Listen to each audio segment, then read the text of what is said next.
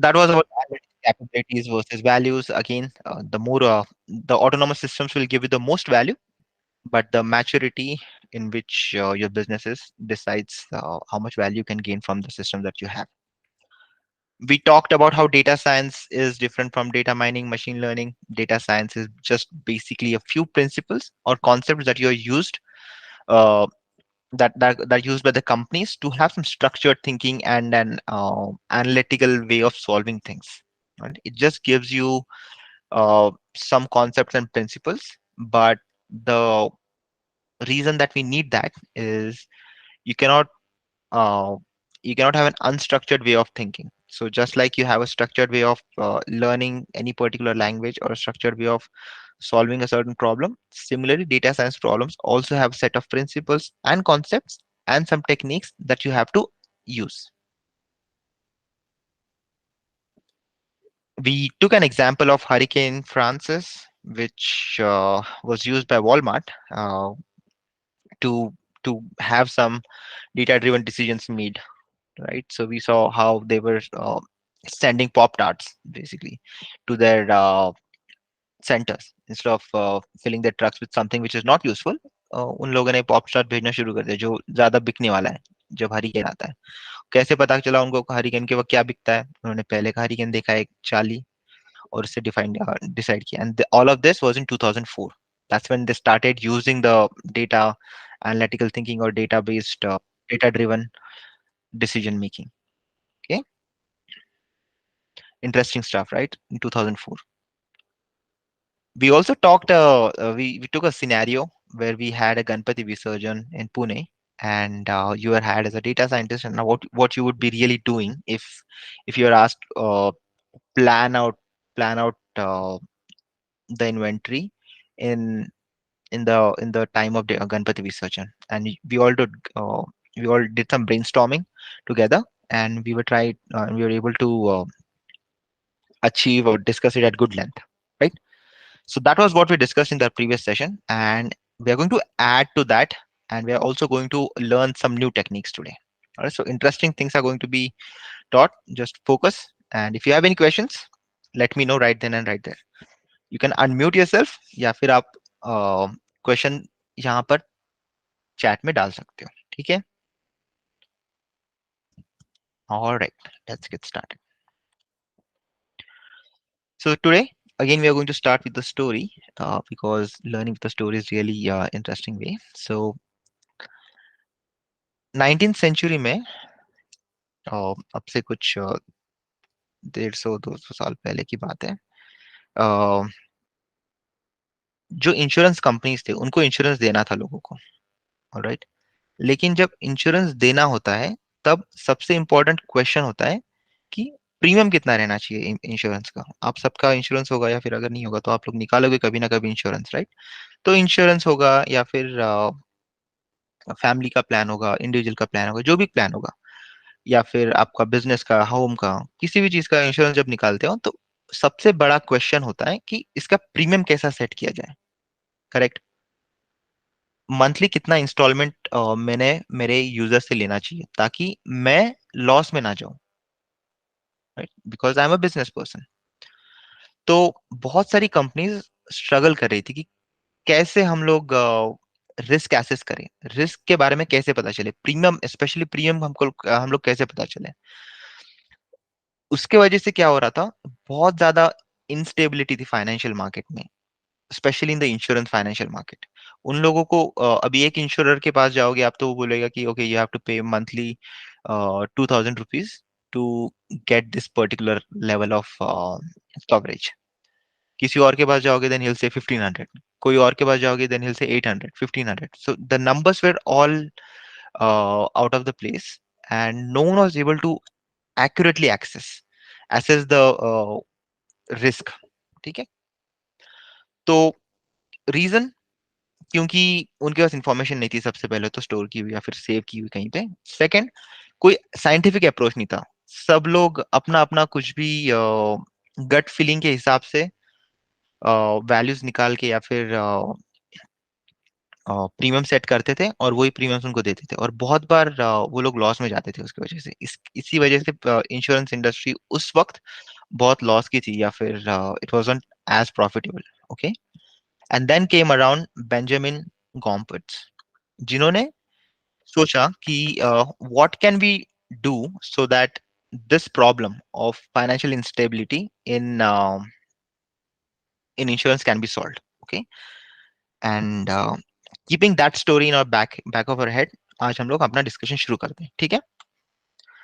Alright, so will come back to the story at the end of the session.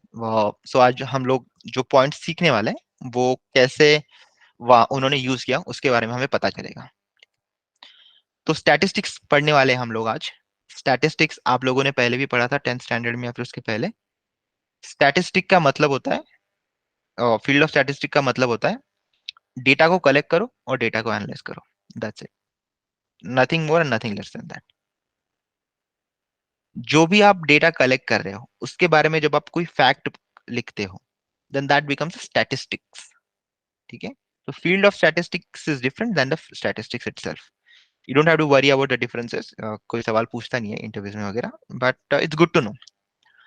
Example statistics का, world की population 77.9 billion है, ठीक है? Billion is 10⁻⁹ okay. तो world की population है 7.9 बिलियन।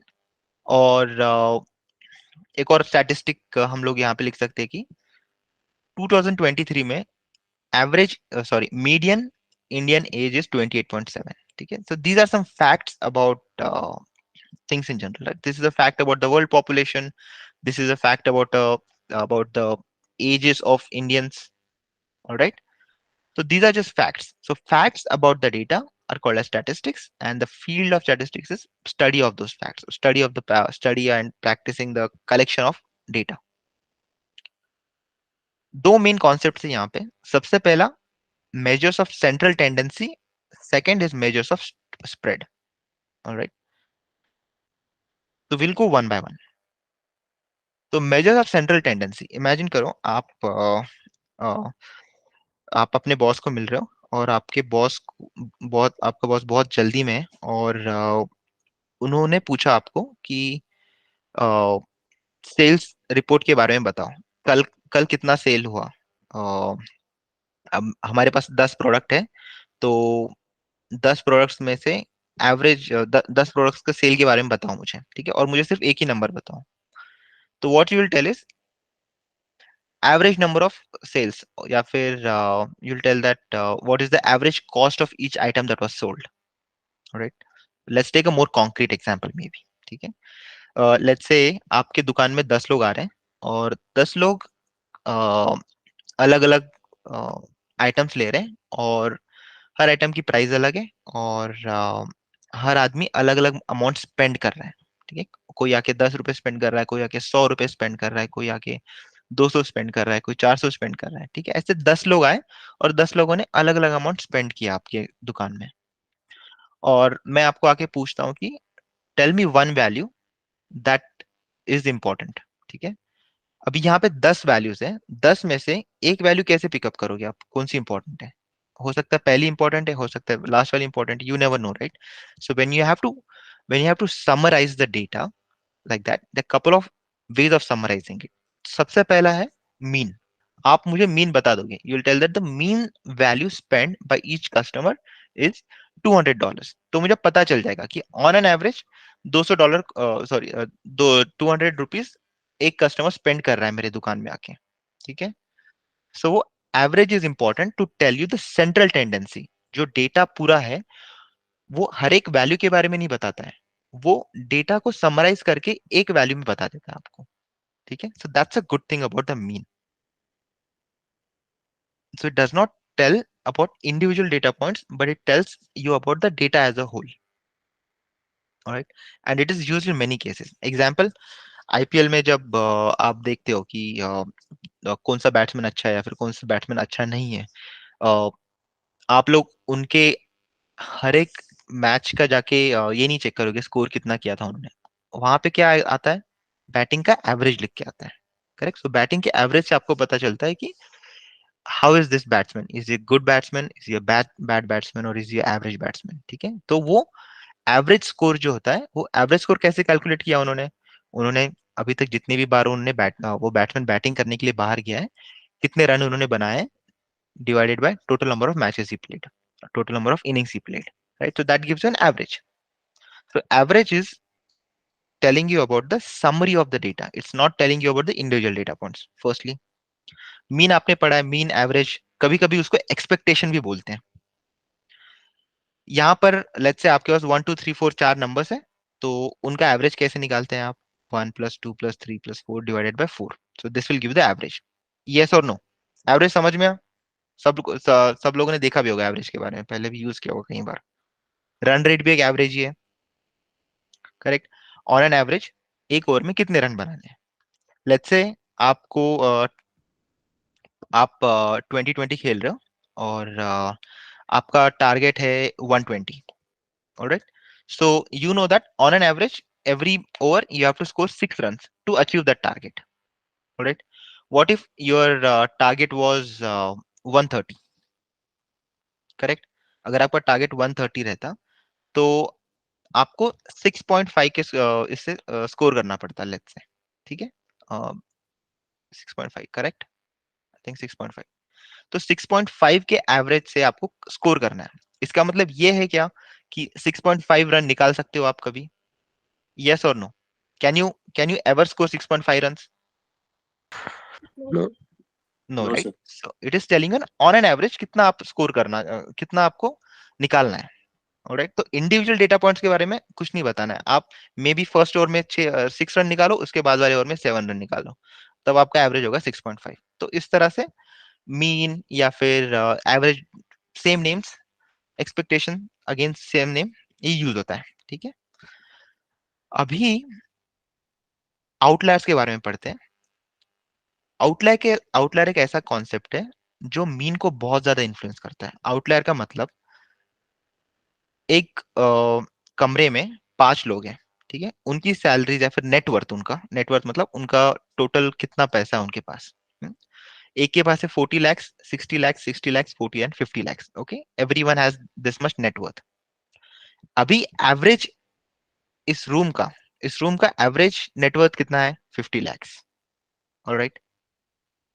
सडनली मुकेश अंबानी ये रूम को एंटर करते हैं, उनका अकेले का नेटवर्थ है 7 लाख करोड़। अभी जैसे ही वो एंटर करते हैं, तब इस रूम का एवरेज कितना हो जाता है, 1.4 लाख करोड़, ऑलराइट। ये एक डेटा पॉइंट जब मैंने इन डेटा पॉइंट्स के साथ में ऐड किया, तब एवरेज इतना बढ़ गया मेरा। इनके लाइफ में कुछ चेंज हुआ क्या, इनकी सैलरी सच में बढ़ी है क्या इतनी? अगर मैं बोलूं कि ये एक रूम है, इस रूम में average net worth of one person is 1.4 lakh crore, इसका मतलब आपको लगेगा कि इस रूम में बहुत सारे रिच लोग बैठे हुए हैं, करेक्ट, अगर मैं सिर्फ आपको ये नंबर बताता हूं। लेकिन जब तक मैं आपको ये अंदर की वैल्यूज बताता नहीं, तब तक आपको पता नहीं चलता कि यहाँ पर एक आउटलायर है, ठीक है। तो mean is highly influenced by outlier. ये जो वैल्यू है ये इतनी ज्यादा बड़ी है, ये सारे डेटा पॉइंट्स को खुद की तरफ खींच रही है, जिसके वजह से एवरेज इतना ज्यादा हो गया। Make sense? Yes, sir. Yes, sir. Yes, sir. Alright, great. तो this is misleading. If you give me this number, then this is misleading, and this is misleading only because there's an outlier in the data. All right. Now we want to handle this particular case. हमें ऐसे misleading information नहीं चाहिए, और ना ही हमें असली misleading information देनी है। तो उसके वर्क अराउंड क्या है? There is something called as median. Median again will tell you central tendency of the data. मतलब आपका डेटा का सेंटर कहाँ पे है? एवरेज का देता है, डेटा का सेंटर कहाँ पे है, राइट? तो मीडियन भी वही कॉन्सेप्ट है, बस डिफरेंस इतना है कि आपको सारे वैल्यूज यूज करके कैलकुलेट करने की जरूरत नहीं है। सबसे पहले जो भी आपके पास डेटा दिया है उसको आप सॉर्ट कर लो, ठीक है। तो लेट्स से यू हैव 1 2 3 4 5 6 7, ये सारे नंबर्स हैं। ये सॉर्टेड है अभी ऑलरेडी। अगर आपके नंबर सॉर्टेड नहीं भी होते, तो सबसे पहला स्टेप होता है सॉर्ट करना। जब आप सॉर्ट करते हो, this is how the list looks like. उसके बाद में बीच वाला नंबर जो रहेगा वो आपका आंसर रहेगा, that is the median, centre number. ये बीच वाला नंबर है, इसके इधर 3 नंबर से इसके इधर 3 नंबर है, तो ये बीच वाला नंबर है, राइट? तो दिस इज द मीडियन। तो 4 is the median of this particular list of numbers. All right, अगर आपके पास दो मिडल नंबर्स है, जैसे कि ये यहाँ पर इवन नंबर्स है, right? So you don't have one single middle number. 4 के इधर में 3 है, इधर में 4 है, तो 5 का भी वैसे ही है, इधर में 3 इधर 4 है, तो there is no single number. तो इन दोनों का आप मीन ले लोगे in that case. So will take a 4 and 5 and you will take a mean of these two, and that will be your median. तो दैट्स एन एक्सेप्शन, मीडियन जब कैलकुलेट करते हैं तब। जब इवन नंबर्स रहते हैं तब दो नंबर्स, सेंटर के दो नंबर्स लेना है, उनका मीन निकालना है, and that will be your median. Good thing here is ये जो बाहर की वैल्यूज है इनको यूज नहीं किया हमने, ठीक है? अगर मैंने यही एग्जांपल ले लिया फिर से हमारा पहले का, और मैंने अगर इसका मीडियन निकाला, even after Mukesh Ambani visits this room, the median is not changing. The median is still 50 lakhs, और मे बी उसके आसपास ही रहेगा, correct? 40 60 60 40 50, and then there is another one which is 7 lakh crore. उसका मीडियन कितना रहेगा? 50 ही रहेगा, उसका मीडियन चेंज नहीं होगा, ठीक है? I mean 50 or 55 years. So actually the median changes to 55 after Mukesh Ambani enters the room. ठीक है? Because first thing you do is sort this. इसको sort करोगे तो क्या क्या आएगा? 40 40 50 60 60 and then 7 lakh crores. बीच वाले दो नंबर्स लेना है, उनका मीन निकालना है। ऑलराइट, तो median is never skewed or never pulled towards by the outliers. So this is robust to outliers. Remember the term robust to outliers. We'll be using this term quite a few times in data science, right? जब हम लोग model के बारे में भी पढ़ेंगे। Median is robust to outliers. Robust मतलब अगर आउटलायर्स भी होते हैं तो भी इस पे फर्क नहीं पड़ता उतना। Mean is not robust to outliers. Alright, दोनों कॉन्सेप्ट समझ में आ गए? Yes, sir. Alright, Yes, sir. Great.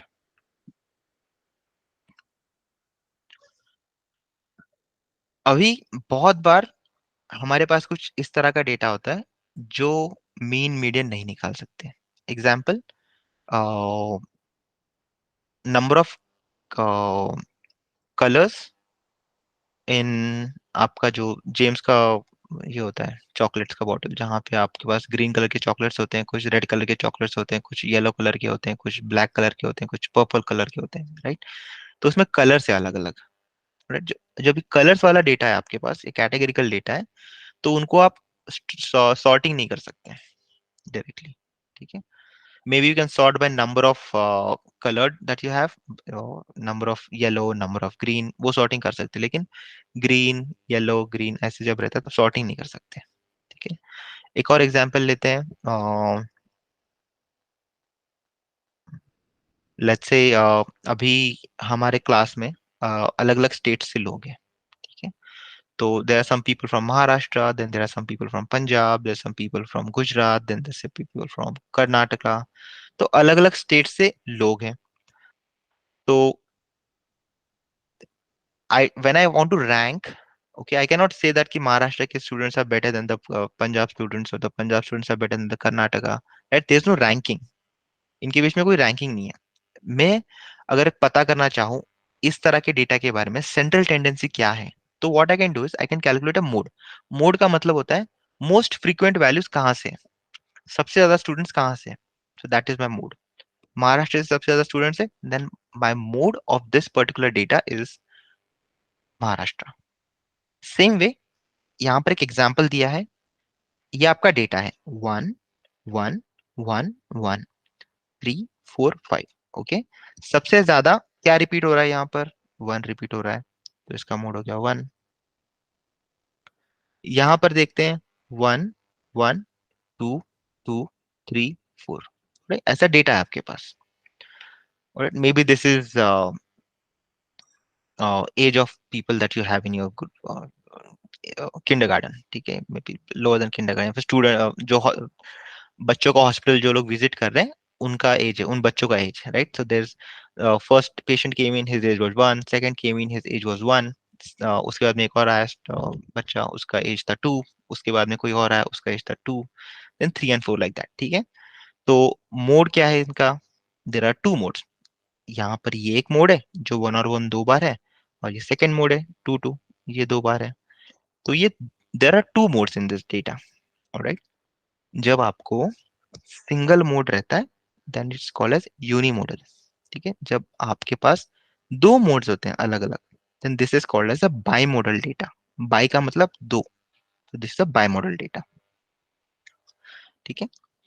We'll also revisit this one when we see some examples in the uh, models and all, but important concepts basically stats के। इससे ज्यादा stats आपको लगने नहीं वाला है, जहां भी लगेगा मैं सिखा दूंगा। सो बहुत सिंपल सिंपल स्टैट्स के कॉन्सेप्ट है जो आपको यूज करने होते हैं डेटा साइंस में, ठीक है। अनदर एग्जांपल, मार्बल्स के colour, you have some red colour marbles, you have some blue colour marbles. तो आपको कैलकुलेट करना है कि सबसे ज्यादा कौन से कलर के मार्बल्स हैं, then that becomes your mode. Blue colour के अगर मार्बल्स आपके सबसे ज्यादा है, then your mode is blue. वैसे हम लोग एग्जांपल ले लेते हैं मोड का, so that we all are on the same page. Let me just check here, do I have any notes?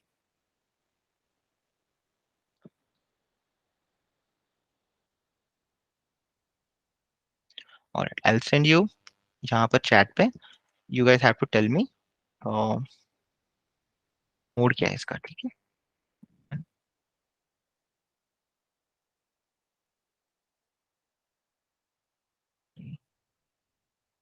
What is the mode of this?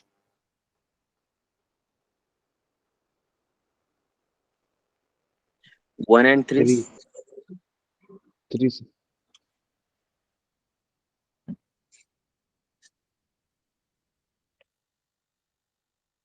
Just to repeat, 1 दो बार है और 3 तीन बार है, तो mode is,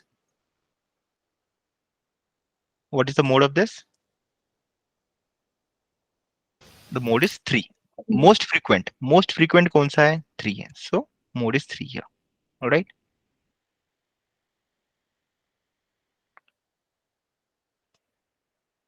Now, one more here. So your data is like this. This is blue, blue, green, green. Okay, इसका mode क्या है? Blue or green, sir? Blue and green, correct, alright. Now हम लोग इसका मोड क्यों निकाल रहे हैं? क्योंकि इसका मीन नहीं निकाल सकते हम लोग। इसका मीन क्या निकालेंगे हम लोग? This are all numbers, this are all strings, right. इनका मीन तो निकाल नहीं सकते हम लोग, इसलिए इनका मोड निकालना है। जब इस तरह का डेटा होता है तब उसका मोड ही निकालना होता है, ऑलराइट।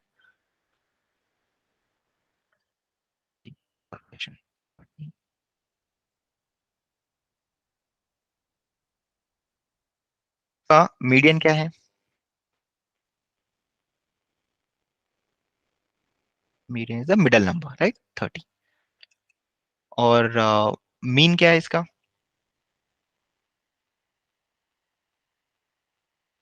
30 होगा। Mean again is 30, right. Shiv Prasad, how did you get 50? You have to add these numbers. So this is 100 divided by 3, correct? So 33 point something, right? So you have to divide by 3. So 33 point something. 30 is not the mean here. The mean is 33.333 something, correct? Yeah. So that's the mean.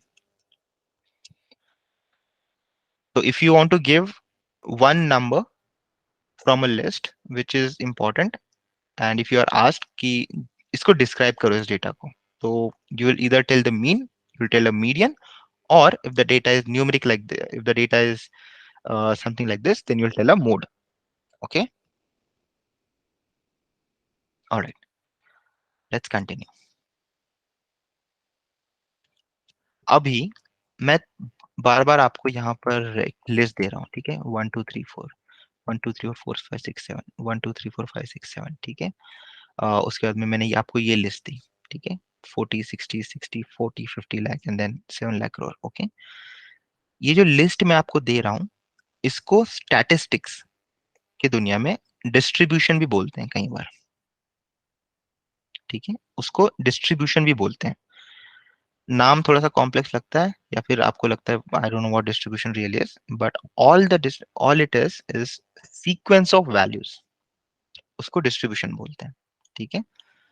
Example, let's take this one.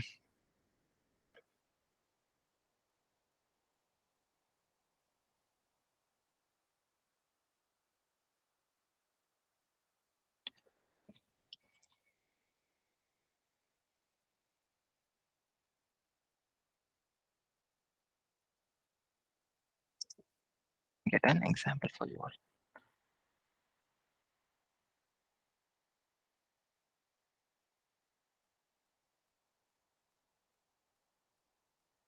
Alright. तो यहाँ पर कुछ data है, ठीक है। Data is about प्यूपिल diameter. प्यूपिल का मतलब होता है I think it's in your I, correct.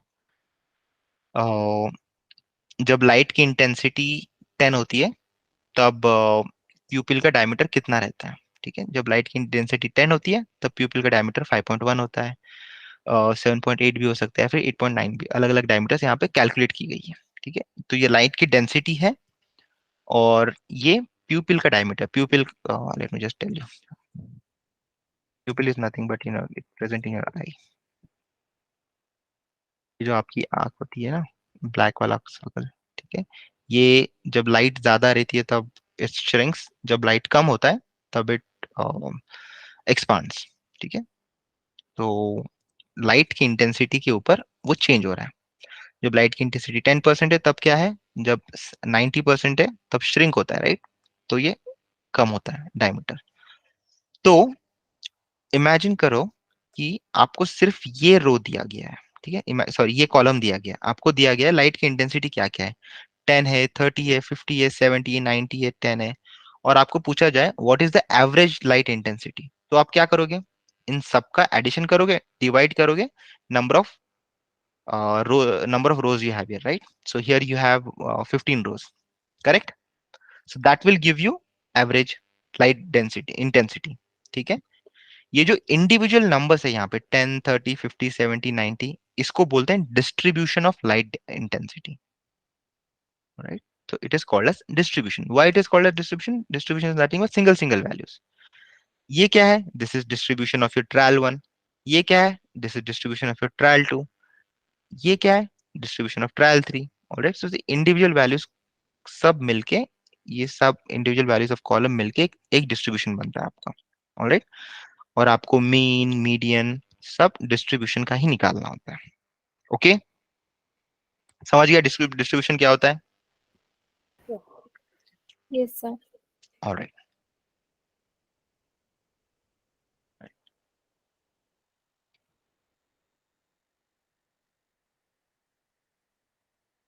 समझ रहा है न्यू स्टूडेंट्स, समझ रहा है सबको डिस्ट्रीब्यूशन क्या होता है? Yes, sir. Alright, Yes, sir. या किसी को नहीं समझ में आ रहा है तो ask it, okay.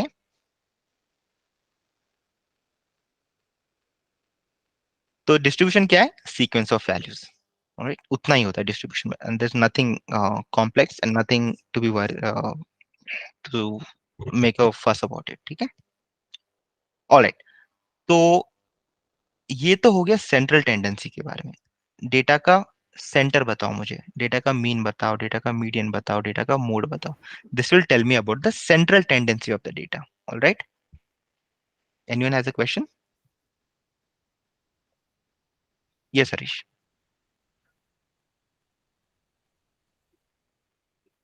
Hello. Yes Harish. Sir, sorry, but please, could you let me in by my PC? I was disconnected. Okay, you were disconnected. So do you want me to?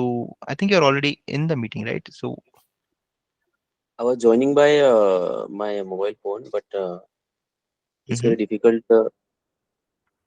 Okay, I you want to? Okay, you can leave and you can join back again. I'll wait for a couple of seconds. Okay. Yeah. Alright, let's wait for Harish to join back in.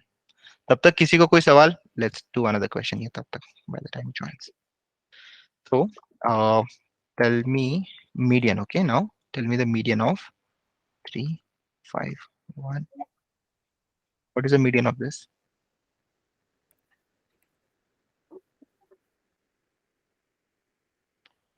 Median, Pramod, median. Median एक ही number. You have to just give me one number, right?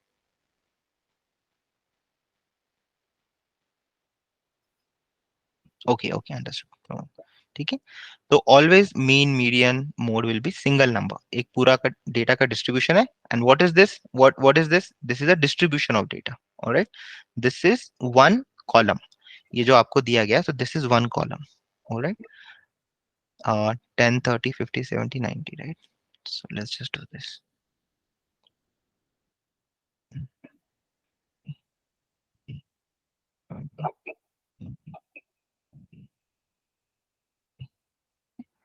तो इसका median क्या है? What is the median of this one?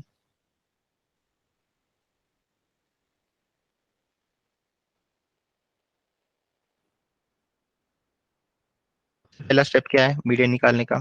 सबसे पहले हम लोग इसको सॉर्ट करेंगे. तो let's sort this one first. ये हो गया सॉर्टेड. पहले इसको एक सीक्वेंस में लिखना पड़ेगा, राइट? मीडियन निकालने के लिए सेंटर वैल्यू निकालनी है हमें. सबसे पहले मैंने इसको सॉर्ट कर दिया, तो सॉर्ट करने के बाद में ये आंसर आ गया मेरा. उसके बाद में इसका सेंटर वैल्यू कौन सा है? 50. तो 50 इज माई मीडियन. करेक्ट. अभी आपने जो आंसर्स दिया, दिस इज विदाउट सॉर्टिंग. इसको सॉर्ट तो करना पड़ेगा ना मुझे. मीडियन उसके बिना कैसे निकालूंगा मैं? मीन के लिए सॉर्ट करने की जरूरत नहीं होती. मीडियन के लिए आपको पहले सॉर्ट करना होता है, फिर आपको देखना होता है आपके डेटा का सेंटर कहाँ पे है. इसके लेफ्ट साइड में 3 है, इसके राइट साइड में 3 है. तो this is my centre. That's why this is my median. Okay. तो कंफ्यूज नहीं होना है. सबसे पहले डेटा को सॉर्ट करना है, उसके बाद में मीडियन का देखना है कि डेटा इस इधर में कितने और उधर में कितने. Okay. Alright, I think Harish is here already. Okay. तो mean median mode important concept सबको क्रिस्टल क्लियर होने चाहिए. ठीक है.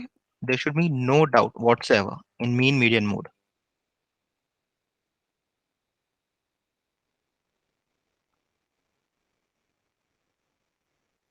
बहुत बार क्या होता है, आप न्यूज में या फिर डिस्कशंस में यू सी कि sometimes people start to quote mean. They'll tell ki mean salary of India is so and so lakhs. All right. Or the median salary of India is so and so lakhs. Okay. तो always try to understand कि जब mean निकालते हैं तो कैसे निकालते हैं, median निकालते हैं तो कैसे निकालते हैं. Alright, so that will give you better insights. So another interesting story is 2007 में जब फाइनेंशियल क्राइसिस हुआ था, तब उसके बाद में जो मीन सैलरी है या फिर मीन इनकम है वो इंक्रीज हुआ था. ओके. मीन इनकम इंक्रीज हुआ था और मीडियन इनकम डिक्रीज हुआ था. ऑलराइट. जो मीन इनकम होता है वो इंक्रीज हुआ था और मीडियन इनकम डिक्रीज हुआ था. ऑलराइट. और पॉलिटिशियंस क्या कर रहे थे तब? मीन इनकम को ज्यादा बता रहे थे. Okay. When I say politician, I am not talking about the Indian politicians, I am talking about the politicians all over the world, specially the politicians in US. क्योंकि we are talking about financial crisis in 2007. तब they were quoting mean. जब mean हम लोग calculate करते हैं तब हम लोगों को पता चलता है कि ऑन एन एवरेज कितना सैलरी है हर एक आदमी का. ठीक है. लेकिन प्रॉब्लम ये था कि मीडियन कम हो रहा था. Reason behind this is the people who were rich, they became even more rich. Okay. And the people who were poor, they became even more poorer, because of which mean was looking attractive. इसीलिए politicians were talking about mean. They were telling that कि mean इतना इतना बढ़ गया, so we are doing good, of economy is good and everything is good and so on. Okay. But the reality was in the median.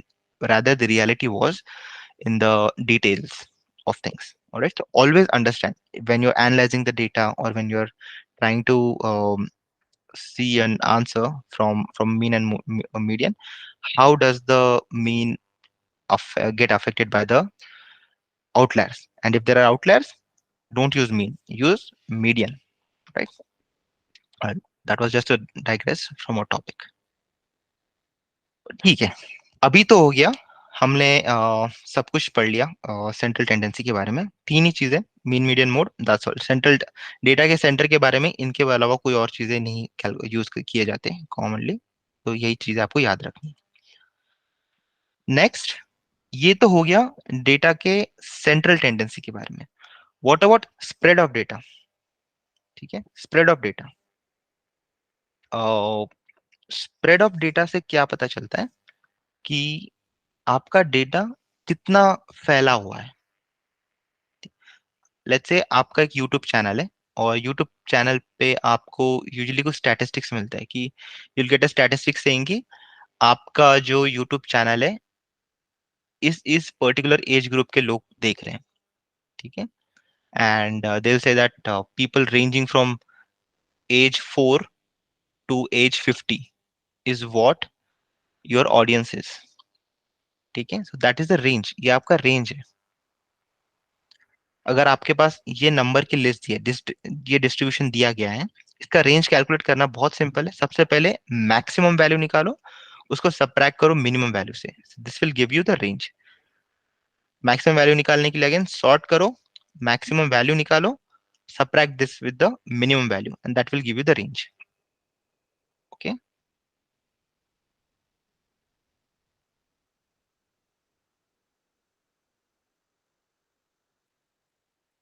ठीक है। Mute myself now. तो maximum value minus the mean value will give you the range. So range is another important metric, it which tells you about the spread of the data, कितना आपका data फैला हुआ है, how far your data is spread out, वो पता चलता है आपको रेंज से, ठीक है। अगर आपको ये रेंज दिया गया, सॉरी, अगर आपके पास ये डिस्ट्रीब्यूशन है, let's take this distribution only, ठीक है। ये आपका डिस्ट्रीब्यूशन है, इसका रेंज कितना है?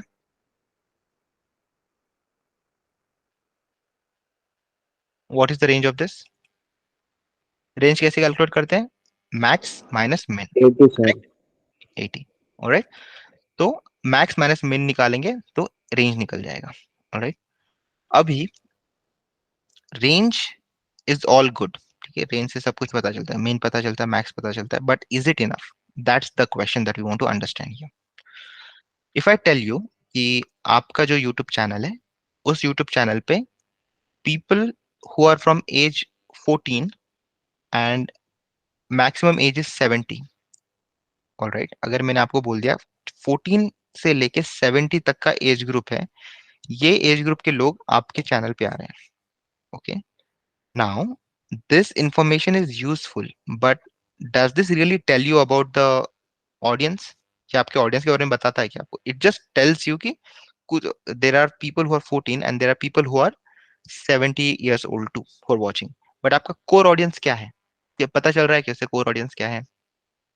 core audience पता करने के लिए आपको क्या करना पड़ेगा?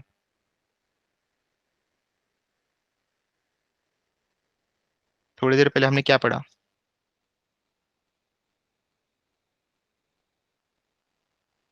If I want to get the core audience, what do I get? What do I ask? I have to ask the mean, right? I have to ask the mean or I have to ask the median, correct? So another thing is if I want to get the core audience, but I want to get the range of core audience now. Mean median से क्या मिलता है मुझे? मुझे बस एक number मिलता है, मुझे मिलता है 24 में भी 25 मिलता है, ठीक है। लेकिन मुझे रेंज चाहिए, range is what I am interested in. Alright, I want to get the core range, core audience का रेंज चाहिए मुझे, ठीक है। और वहां पर इंटर क्वार्टाइल रेंज नाम का एक मेट्रिक है जो यूज होता है, और वो हमें कोर के बारे में बताएगा, ठीक है। We don't need this. I think I have already added it in the next session. Next,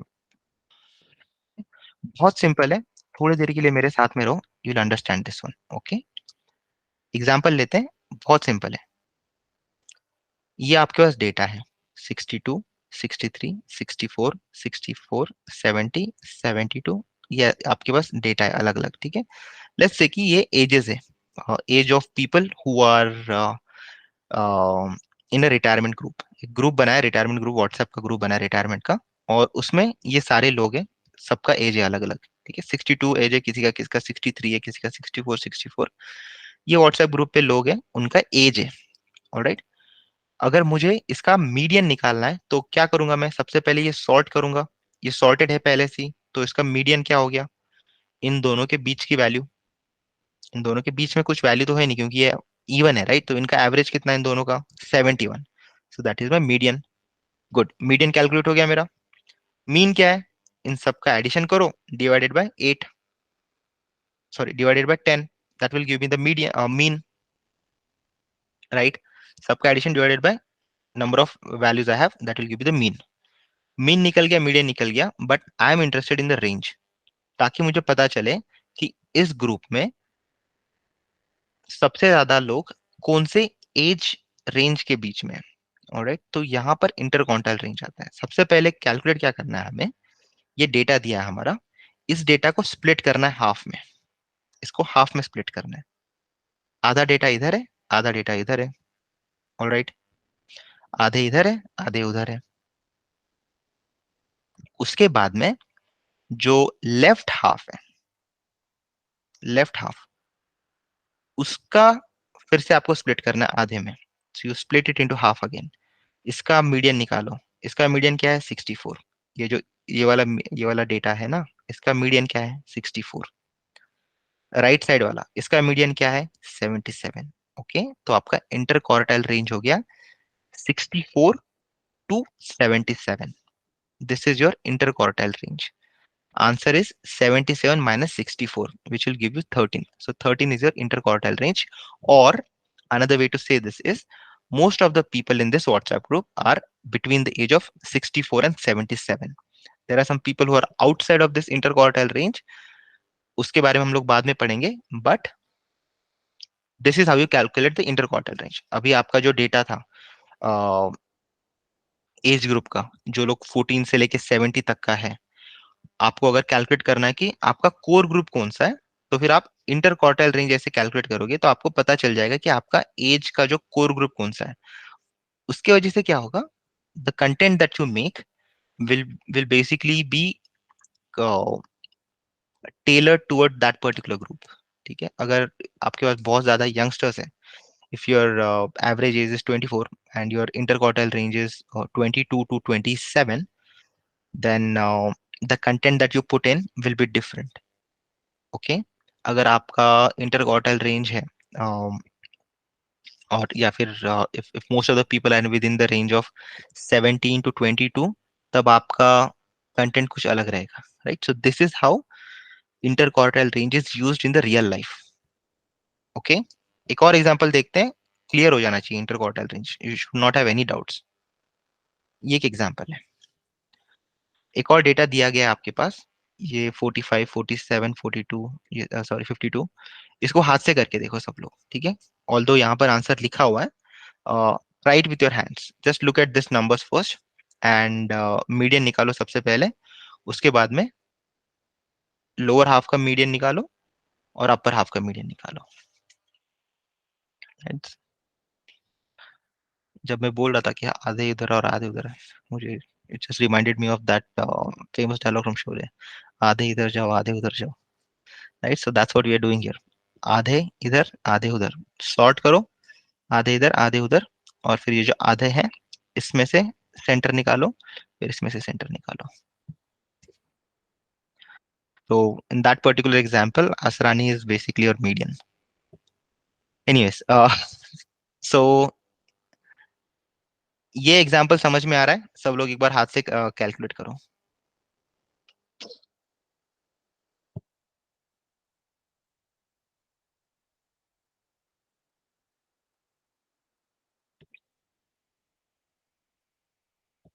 just take a couple of seconds to stare at this and understand चल क्या रहा है यहाँ पर।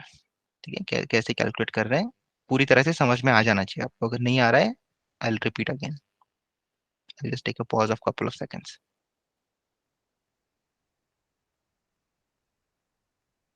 समझ में आ गया तो कमेंट में यस यस डाल दो, या फिर just give a thumbs up और समथिंग।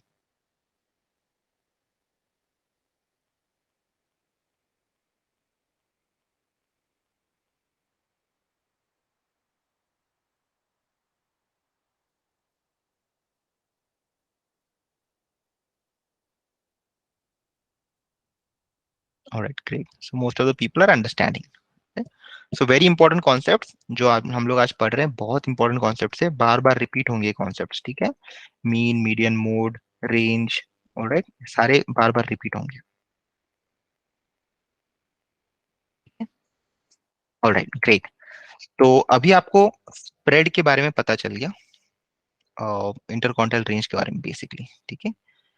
इनके अलावा और भी चीज है जो स्प्रेड के लिए यूज होती है, उनको देख लेते हैं थोड़ा सा। थोड़ा सा कंफ्यूजिंग लगेगा यहाँ पर just stick with me here for couple of minutes, ठीक है। जस्ट 2-3 मिनट के लिए कॉन्सेंट्रेट करो, समझ में आ जाएगा ये। अभी रेंज, इंटरकॉन्टिनेंटल रेंज, सब कुछ सही है, लेकिन फिर भी मुझे क्या मिल रहा है वहां पर, एक रेंज मिल रहा है यहाँ इस केस में, ठीक है। और मीन, मीडियन मुझे यूज नहीं करना है। Still I want to understand the spread, ठीक है। तो दो मैट्रिक्स है उसके लिए। सबसे पहला है वेरिएंस, दूसरा है स्टैंडर्ड डिविएशन। वेरिएंस से ही स्टैंडर्ड डिविएशन डिराइव होता है, तो will first try to understand variance होता क्या है, ठीक है। वेरिएंस बेसिकली टेल्स यू आपके डेटा में कितनी वेरिएबिलिटी है। इन सिंपल टर्म्स, अगर मैं सेम एग्जांपल लेता हूं, जहां पर मैंने अलग अलग स्टेट्स का एग्जांपल लिया था, right. There are some students who are from Maharashtra, there are some students from Punjab, then there are some student from Gujarat, Karnataka. I can say that यहाँ पर बहुत ज्यादा वेरिएंस है। वेरिएंस मतलब वेराइटी है, correct. People are from various backgrounds, people are from various states, so there's a variety in the data. Same thing, same concept, the distributions। जब आपके numbers बहुत दूर दूर होते हैं एक दूसरे से, राइट, सो ये 62, 63, जब ये नंबर्स बहुत दूर दूर होते हैं एक दूसरे से, तब आपके डेटा में बहुत ज्यादा वेरिएंस होता है। लेकिन जब आपका डेटा एक जैसा दिखता है, राइट, 60, जैसे कि ये 60 से ओ 60, 72, ये सब डेटा बहुत पास पास है, राइट। ऐसे बहुत सारे नंबर्स नहीं है यहाँ पर जो दूर दूर है, correct. when your data is not very much different from each other, in that case you say that your data has low variance, okay। जब आपके डेटा में अलग अलग वैल्यूज रहते हैं, दूर दूर वैल्यूज रहते हैं, तब आप बोलोगे बहुत ज्यादा वेरिएंस है। जब आपके डेटा में बहुत सिमिलर वैल्यूज होते हैं, सेम एज ग्रुप्स ऑलमोस्ट, तब आप बोलोगे कि लो वेरिएंस है। To understand this concept we took the example of states. जब अलग अलग स्टेट्स के लोग होते हैं, वी से दैट बहुत ज्यादा वेरिएबिलिटी है, बहुत ज्यादा वेराइटी है। जब एक ही स्टेट के ग्रुप के लोग होते हैं, तब वी से दैट द वेरिएंस कम है, वेराइटी कम है, ठीक है। सेम थिंग नंबर्स में भी, अगर ये सारे नंबर्स एक जैसे होते हैं या फिर बहुत करीब होते हैं एक दूसरे के, then you say that the variance is low. जब ये नंबर्स बहुत दूर दूर होते हैं, अलग अलग होते हैं, then you say that the variance is high, okay.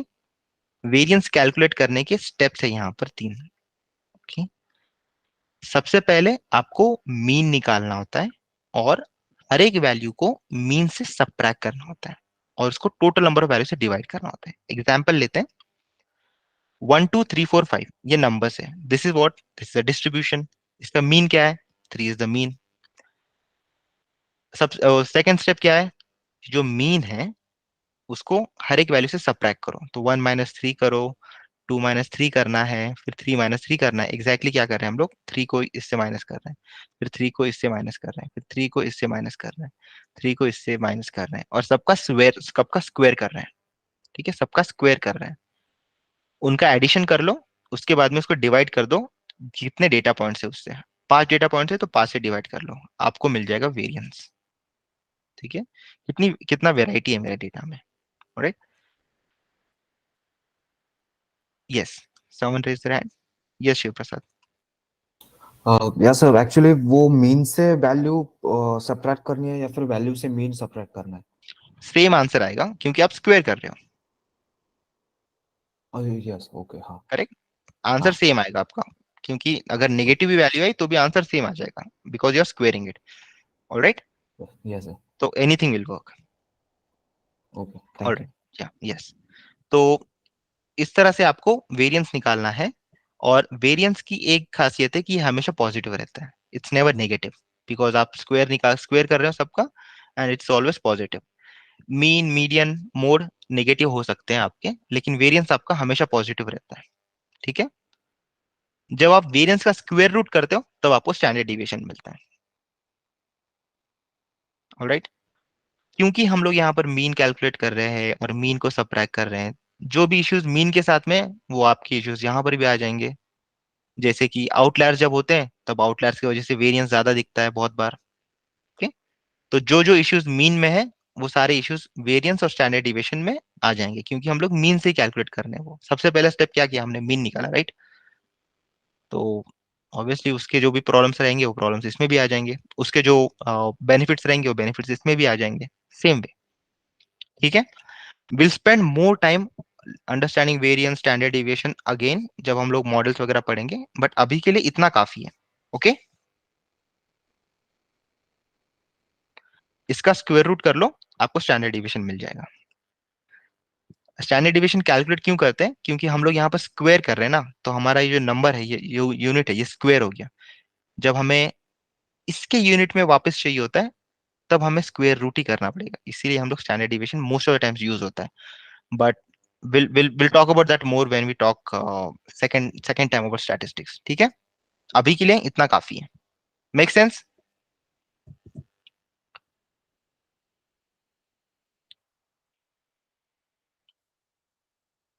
Alright, great. ठीक है, ये तो हो गया स्टैट्स के बारे में पढ़ लिया। थोड़ा सा ज्योमेट्री के ऊपर हम लोग जंप करेंगे अभी, उसके बाद में we will just wrap it up. Okay, तो ये तो स्टैट्स के बारे में हो गया सब कुछ। Next is little bit about geometry. Take a breath, maybe if you want to drink some water, just grab some water and we'll talk about these last two topics now. Should take maybe 15 minutes, उससे ज्यादा time नहीं लगेगा आपको। ठीक है, तब तक सोचो, कुछ और सवाल रहेंगे तो just take a breath, maybe 2 minutes के लिए।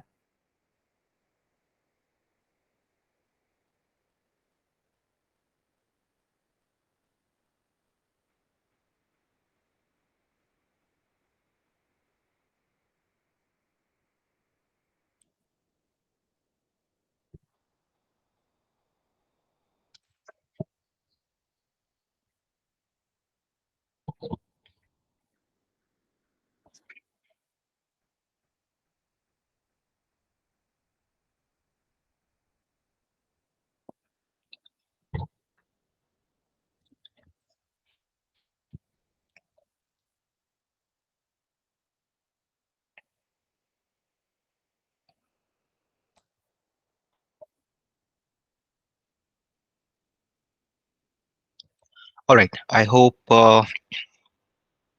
everyone's back. So let's just continue. ठीक है, हम लोगों ने ज्योमेट्री पढ़ी है 10th स्टैंडर्ड तक की, और उतनी ज्योमेट्री काम में आने वाली है। ऑब्वियसली उतना भी मुश्किल नहीं रहने वाला है, उसका भी बहुत बेसिक चीजें हम लोग यूज करने वाले हैं। ठीक है, लाइन का इक्वेशन पता है आप लोगों को? लाइन का इक्वेशन कैसे होता है? y is equal to m x plus c या फिर b। How many of you know the equation of line, या फिर how many of you have seen the equation of line earlier? Raise your hands.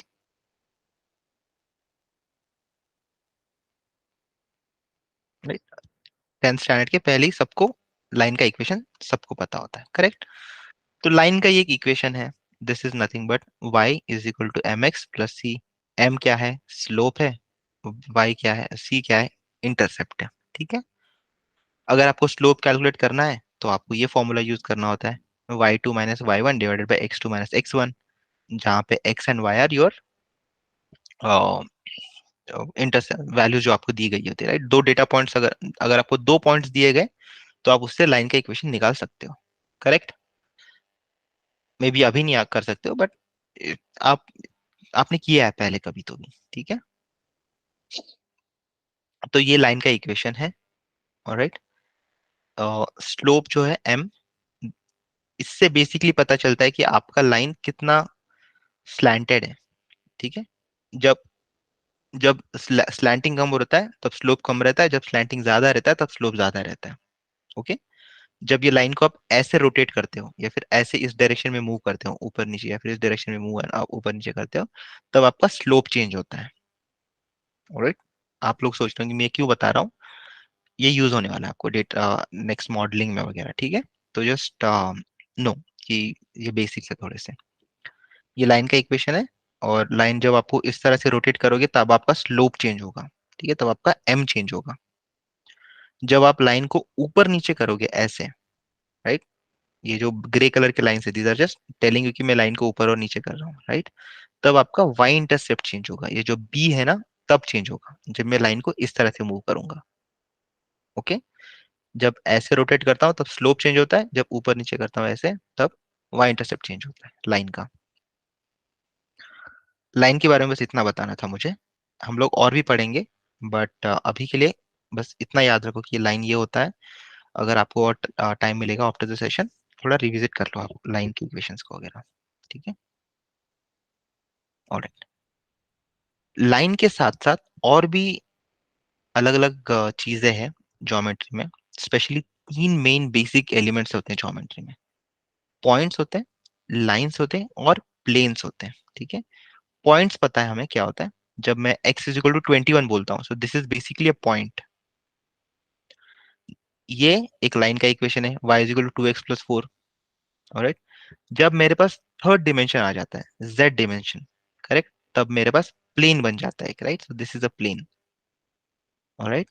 अगर ये plane नहीं समझ में आ रहा तो it's fine, don't worry, but ये दोनों समझ में आ जाना चाहिए आपको। पॉइंट क्या होता है, लाइन क्या होता है। प्लेन भी बहुत ज्यादा मुश्किल है नहीं। प्लेन इज नथिंग बट, जब आपके पास तीन डिमेंशंस होते हैं तब प्लेन आपका कुछ इस तरह से दिखता है, स्क्वायर की तरह दिखता है, और इसको जब रोटेट करते हो तब ये इक्वेशन चेंज होता है, ठीक है। Alright, I'll just pause here to see if anyone has any questions on these two slides. Point, lines and planes. Anyone has any questions on these two slides? ये calculate कैसे करते हैं, इसका example दिखाना है कि आपको, और maybe let me just show you, okay. Line equation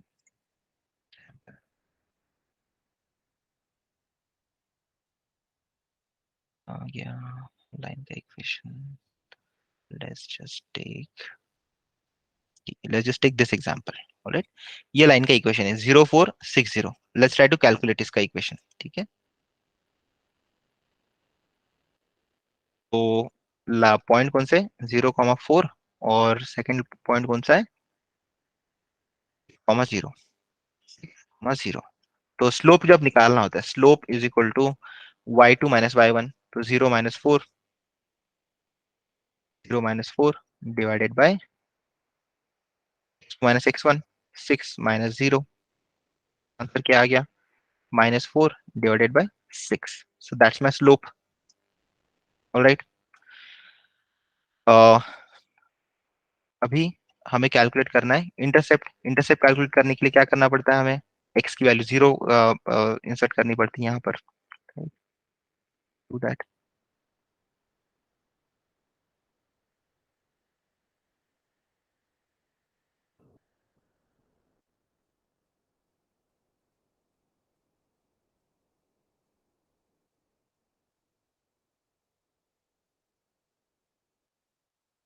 y is equal to mx plus c plus b।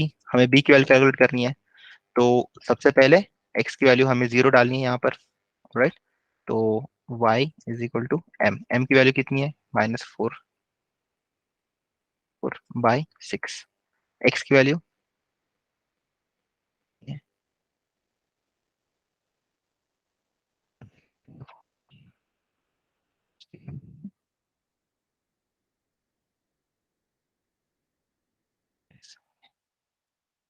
क्या कैसे कैलकुलेट करते हैं,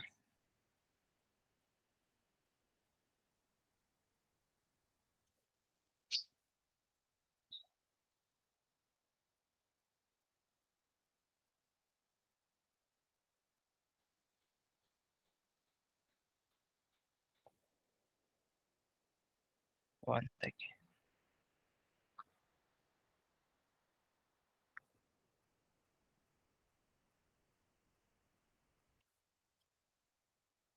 All right. I think I'll share it with you later. I don't want to waste my time, waste our time here together. थोड़ी देर में मैं फिर से share करता हूँ, ठीक है? I just want to cover one last thing here. उसके बाद में हम लोग will come back here. All right. We'll come back to that point. All right. तो लाइन का इक्वेशन हम लोग कैलकुलेट करते हैं ऐसे, और y इंटरसेप्ट कैसे कैलकुलेट करते हैं मैं थोड़ी देर में बताता हूँ आपको फिर से. I just have to revisit something. All right. So coming back to a story of the story of the insurance. We started with the story कि हमें पता करना है कि जो प्रीमियम होता है इंश्योरेंस का वो कैसे सेट किया जाता है, और प्रीमियम सेट करने के लिए बेंजामिन गोम्पर्ट्स ने डेटा कलेक्ट करना शुरू किया. उन्होंने सबसे पहले डेटा कलेक्ट किया मॉर्टेलिटी रेट्स के बारे में. ठीक है, मॉर्टेलिटी रेट मतलब कितने लोग मर रहे हैं उसके बारे में. ठीक है, how many people are dying in that particular age group. So age group के हिसाब से फ्रॉम 10 to 20 कितना है मॉर्टेलिटी रेट, 20 to 30 कितना है, 30 to 35 कितना है, 35 to 40 कितना है. Right, so every age group में कितना मॉर्टेलिटी रेट है, कितने लोग मर रहे हैं एवरी एज ग्रुप में. सबसे पहले उन्होंने उसका डेटा कैलकुलेट किया या फिर उसका डेटा ले लिया. ठीक है, उनको पता चला कि जैसे जैसे एज बढ़ते जाता है वैसे वैसे मॉर्टेलिटी रेट्स भी बढ़ते जाती है. ठीक है, और based on this particular data he said the premium should be age based. ठीक है, आपका अभी अब at this particular point of time हमें लगता है कि यार this was very easy to do, right, because obviously जो लोग ज्यादा एजेड होते हैं they will have more mortality rate, and if I were to do it I will also do it the same way that he is doing it, right? But उस time सबसे मुश्किल था data collect करना. The collecting the data of mortality rate was the most difficult one. So I think that's what he worked most of his time doing that. Okay, तो उन्होंने सबसे पहले तो डेटा कलेक्ट किया. उसके बाद में एज ग्रुप के हिसाब से उन्होंने बताया कि प्रीमियम क्या होना चाहिए सबका. ठीक है, एज ग्रुप के हिसाब से प्रीमियम कितना होना चाहिए उन्होंने उसके बारे में बताया. प्रीमियम किस पे डिपेंड करता है, रिस्क पे डिपेंड करता है. जितना ज्यादा रिस्क उतना ज्यादा प्रीमियम, तो जितना ज्यादा एज उतना ज्यादा प्रीमियम. ठीक है, तो इस एज ग्रुप में ऑन एन एवरेज उन्होंने मोर्टेलिटीज रेट निकाली. जैसे हमने मीन मीडियन मोड पढ़ा, उन्होंने भी मीन और मीडियन निकाला एक पर्टिकुलर एज ग्रुप का. उसका मोर्टेलिटी रेट्स दिया उन्होंने. उसके ऊपर से उन्हें पता चला कि इस पर्टिकुलर एज ग्रुप में सेंट्रल टेंडेंसी क्या है, what is the central mortality rate. उनसे वो पता चलिए कि रिस्क कितना ज्यादा है इस एज ग्रुप में. ठीक है, अगर मोर्टेलिटी ज्यादा रहेगी एक पर्टिकुलर एज ग्रुप में, रिस्क ज्यादा है, तो उनका प्रीमियम ज्यादा कर दो. जिनका कम रहेगा उनका प्रीमियम कम रखो. राइट, सबसे पहले तो उन्होंने मीन मीडियन यूज करके ये चीज कैलकुलेट की, सेंट्रल टेंडेंसी.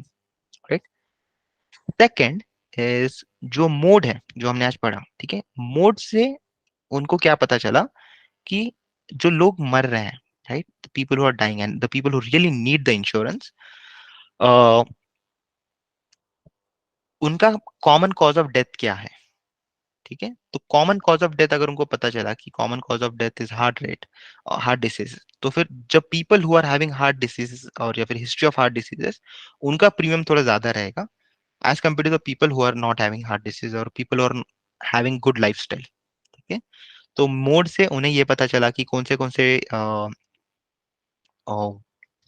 डिसीजेस के लिए या फिर कौन से एलिमेंट्स के लिए प्रीमियम मुझे चेंज करना पड़ेगा. Right, so only by using the simple concepts of mean median mode he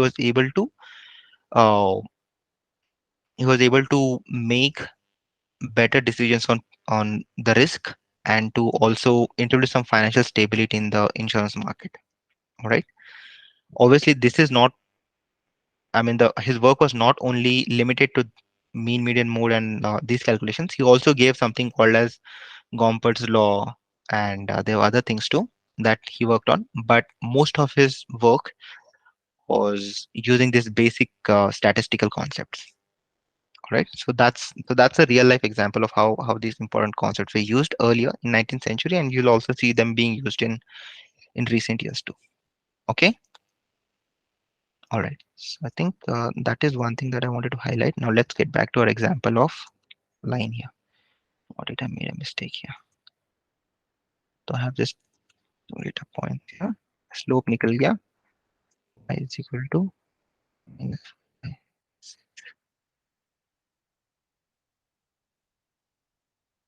See, or this one here, give me a second.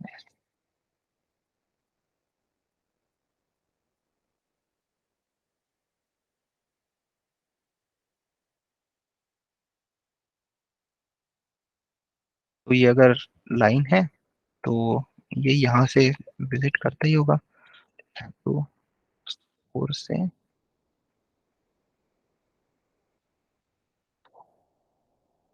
so what I'm trying to do here is ये line का equation है, right? तो this line equation is going to pass from this particular line for sure, right? तो ये y की value में यहाँ पर डाल देता हूँ 4 की वैल्यू में डाल देता हूँ 0, that becomes is really strange. It's not what I want to do.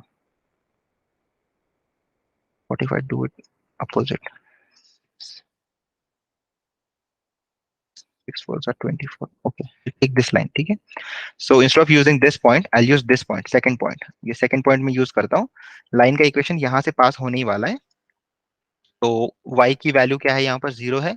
Second equation में I put that value of y here. So this is y is equal to mx plus c. This is c. मुझे c की value calculate करनी है. तो second equation में y की value 0 है, x की वैल्यू 6 है, और मैंने यहाँ पर इंसर्ट कर दी वैल्यू. तो when I try to solve this, अगर मैं इसको सॉल्व करता हूँ तो this becomes 0 is equal to 6 4 24, तो minus 24 by c of c becomes 4, which is not correct actually. That is the line equation here.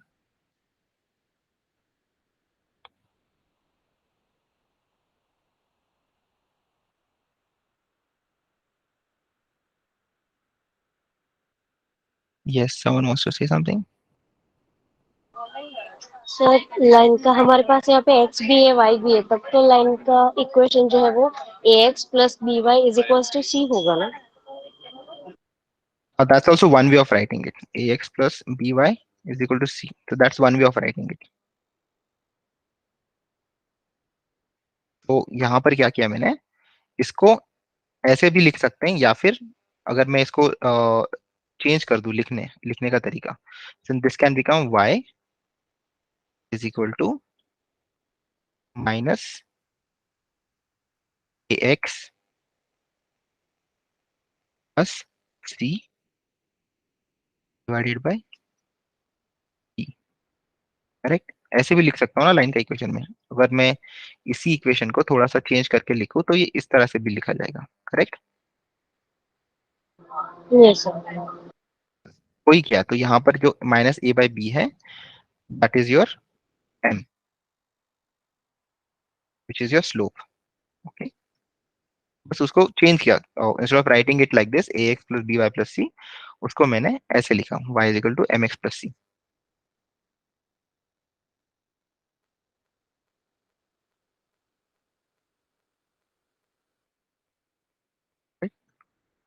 I'll send you all this. Maybe in the next session we'll discuss this back again, how to do it. But we can keep it for the next session. All right. Stop the recording here.